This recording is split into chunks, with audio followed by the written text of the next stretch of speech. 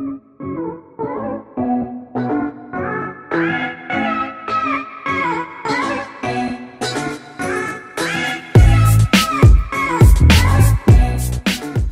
I'm Dan Toffee and welcome back to another brand new Fortnite video. Yesterday I brought you all the locations of the brand new ATKs that I found all around the map.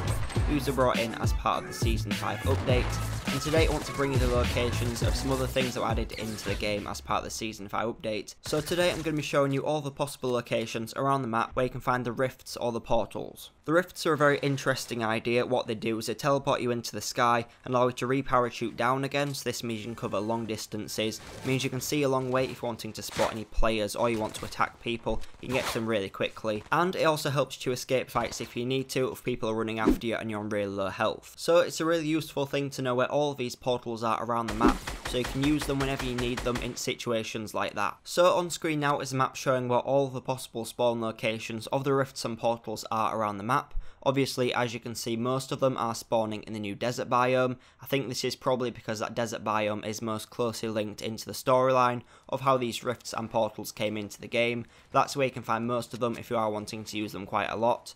But they are dotted around all over the map, mostly found around the edge, but you do find some in the middle of the map, which again is really useful because they can be used tactically in fights and to escape people like I was saying.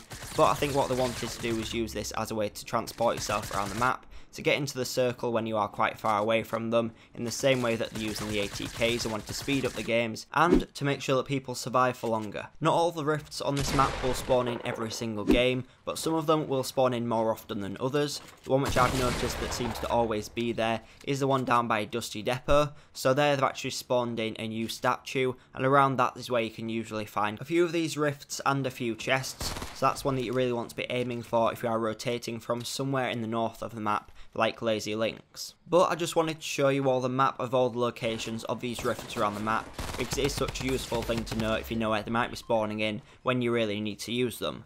I really like they've added them into the game. I think it increases the speed of the game even more, and it means that even when the storm spawns a long way away from you, you still have a way to get into the storm without taking too much damage, because sometimes when it spawns right on the opposite edge of the map, you might as well just give up at that point and leave the game, because sometimes before these things were added into the game, if you didn't have a launch pad, you had no way of getting to the storm without getting stuck in it for ages, and you'd just be running for long times. But now that these rifts and the new ATKs have been added into the game, it means you should always be able to rotate into the circle really easily at the start of the game. Well, let me know what you think about all of this in the comments down below. Let me know whether you like these new rifts that have been added into the game, or does it make it a bit unpredictable when you're in a fight near them, that people can just always jump into them and run away. Well, thanks for watching. Make sure you're checking out my previous videos linked on the screen now.